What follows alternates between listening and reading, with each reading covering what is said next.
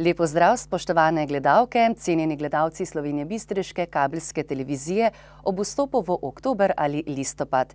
Še prej pa ne smemo pozabiti na nekatere dogodke, ki so se nam prav gotovo vtisnili v spomin. Podobe bistriških domačij, Evropsko prvenstvo v košarki, Evropski teden mobilnosti in referendum o izgradnji drugega tira Divača-Koper. V Slovenski Bistrici je odšlo na volišča nekaj manj kot 20% volilnih upravičencev. Za izgradnjo drugega tira jih je glasovalo 55,5%, proti pa 44,45%. Konec tedna pa odpira svoja vrata tudi Ščip teater z glasbeno monokomedijo Marš v 300 narodnih. Prijazno vabljeni k ogledu, kakor tudi k ogledu informativne oddaje. Tudi v Slovenski Bistrici pestri dogodki ob Evropskem tednu mobilnosti. Kako je nastajala glasbena monokomedija Marš v 300 narodnih, avtorja Draga Čoža in v izvedbi Dejana Kalana? Česa vse se ne spomnijo nepridipravi? Na primer kraje lesenega voza, prikolic, pa tudi z ognjem so se igrali, čeprav se bodo verjetno tudi sami opekli.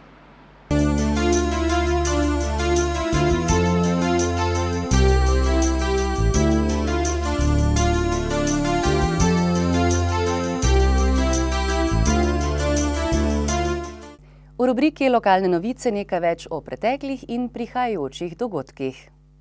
Tudi letos so v Slovenski Bistrici z več prireditvami obeležili Evropski teden mobilnosti, ki je pod sloganom Združimo moči, delimo si prevoz, poteka od 16. do 22. septembra. RIC Slovenska Bistrica je v četrtek 21. septembra na parkirišču na Čopovi ulici prvič organiziral turnir v ulični košarki za učence, na Trgu Svobode pa tekmovanje v metanju trojk in igranje šaha z velikimi figurami. V ulični košarki je pri mlajših in starejših dečkih zmagala druga osnovna šola Slovenska Bistrica, pri deklicah pa osnovna šola pohorskega odreda Slovenska Bistrica. V metanju trojk je zmagal Jaka Celcer iz osnovne šole Antona Ingoliča Spodnja Polskava. Na stojnicah so se predstavili Avtomoto Zveza Slovenija, Avtomoto Društvo Slovenska Bistrica, Policijska postaja Slovenska Bistrica pa je na ogled postavila sredstva in opremo, ki jih uporabljajo pri svojem delu. Stojnico je postavilo tudi Društvo invalidov Črešnjevec. Društvo Diabetiko Maribor je prikazalo merjenje sladkorja v krvi. Društvo iHelp pa uporabo defibrilatorja, napravo, ki rešuje življenje. Dan kasneje, torej v petek 22. septembra, je na parkirišču pred Bistriškim gradom odprli in preizkusili eno izmed 5 novo nameščenih hitrih polnih postaj v občini. Pred Ljudsko univerzo Slovenska Bistrica pa so javnosti predstavili še električni avtomobil. Ljudska univerza bo vozilo Nissan Leaf 30 kWh ponudila tudi v souporabo javnemu sektorju. Satirično gledališče Ščip teater iz Slovenske Bistrice je pripravilo nov gledališki avtorski projekt. Po uspešni satirični glasbeni monokomediji Ogledala, ki je doživela 50 uprizoritev, bodo ta petek na oder postavili monokomedijo Marš v 300 narodnih. V predstavi nastopa Dejan Kalan, stari znanec bistriških odrov. Avtor teksta pa je tudi tokrat Drago Čož. Drago Čož, Marš v 300 narodnih je tretji avtorski gledališki projekt Ščip teatra. V čem se ta razlikuje od prejšnjih dveh? Ja, najprej prijazen satiričen pozdrav vsem gledalkam in pa gledalcem TV studija Bistrica. Res je, tako kot si omenil, to je tretji gledališki projekt Ščip teatra. Jaz moram povedati, da malo smo se polenili, v bistvu gre za tretjo, dejansko za tretjo gledališko predstavo, tretji komad po skoraj državi iz leta 2004 in pa v gledalih iz leta 2012 je to zdaj naša tretja dejansko predstava, ampak tako kot je bilo že rečeno, gre za avtorski projekt, mi namreč ne preigravamo tujih besedil, vse kar pridelamo svoje in pa na svoje. V čem se razlikuje? Rekel bom tako, da sem tokrat poskusil z neke vrste gledališkim eksperimentom. Ne gre za to kabaretno formo, gre za neke vrste monokomedijo, glasbeno monokomedijo z elementi stand-upa, karkoli že pač ta stand-up pomeni. Jaz sicer o tem nimam najboljšega mnenja, tudi ne vem, kaj ima skupnega z komedijo. Komedija vendarle ima neke druge elemente, pa vendarle jaz bi tu obozoril še na nekaj v tej predstavi, in sicer to, da je v samo predstavo monokomedijo vključenih tudi 26 napevov slovenskih narodnih s približno 54 kiticami. Zdaj inštrumentala ni, ampak saj vemo, ko pride Slovenec, recimo bodi si za šank, bodi si v gorco, začne prepevati. Zato ne potrebuje niti inštrumentov, niti posluha, ampak kvečemo kakšen kozarček rujnega. Kako je nastajal tekst, ob kakšnih priložnostih so se porodile te iskrive misli? Ja, jaz moram povedati, da imam že za sabo ogromno kilometrine. Konec koncev sem naredil za Radio Maribor 800 tedenskih humoristično-satiričnih oddaj, Telefon Ekspres vroči telefon v obdobju 1987-2004. Napisal tudi približno 450 kozerij za humoristično prilogo dnevnika Večer, Toti list, tako da tu gre malo že tudi za rutino. Konkretno za to predstavo jaz sem tekste v bistvu imel že aprila, mesecu aprilu, ampak ker smo z Dejanom tempirala premiero na september, to vendar le za neko, bom rekel, instant satiro, aktualne zadeve, ki stvari se iz dneva v dan, iz meseca v mesec spreminjajo, tako da je bilo potrebno seveda tudi to sproti osveževati, aktualizirati.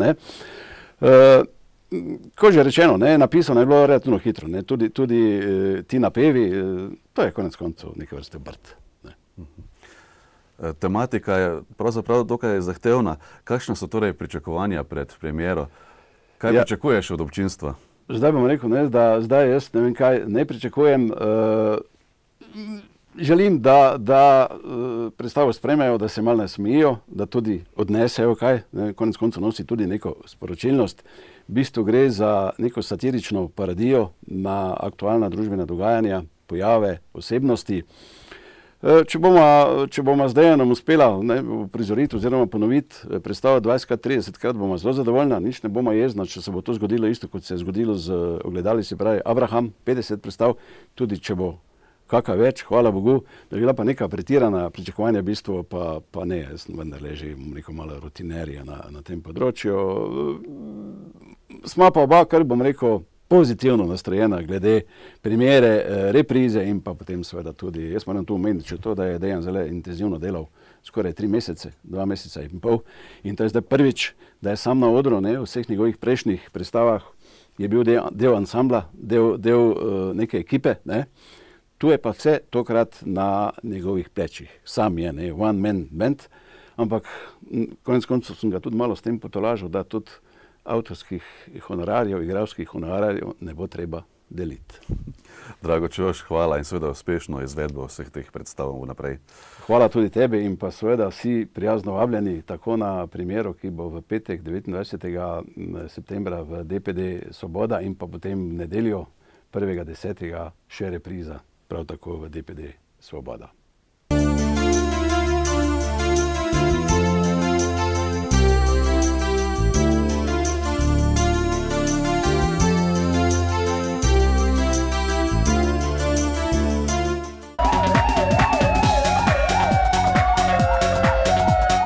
Slovenjebistriški policisti so pretekli in ta teden zabeležili in obravnavali naslednje dogodke in pojave.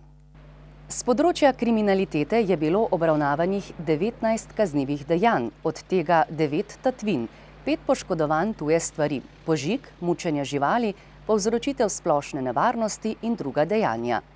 Slovenska Bistrica. Neznani storilec je na bencinskem servisu natočil gorivo in odpeljal, ne da bi plačal račun v vrednosti 20 evrov. Iz nakupovalnega vozička pa je nepridiprav oškodovanki izmaknil osebne stvari. Prav tako je neznani storilec ponoči na terasi gostinskega lokala in v notranjosti polil vnetljivo tekočino ter jo zanetil.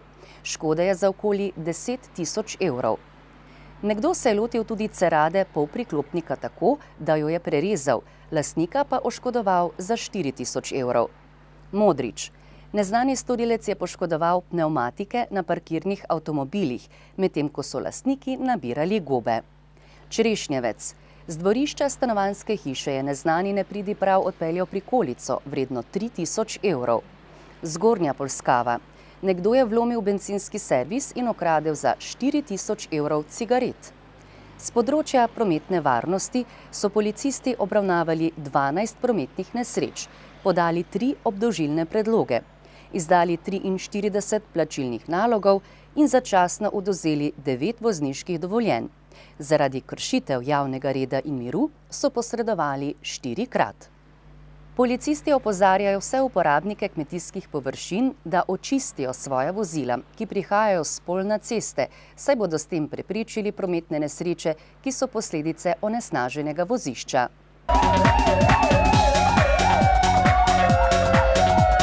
Spoštovani, informativna oddaja se je iztekla. Sončnih dni je bolj za vzorec, na cesti pa vedno več kmetijskih in drugih strojev, zato bodite previdni. Blatne in spolzke ceste ter neprilagojena hitrost lahko terjajo nepopravljive posledice. Enako velja za telefoniranje med vožnjo, saj le-to zmanjšuje voznikovo pozornost in obvladljivost vozila. Pa srečno, kjerkoli že boste.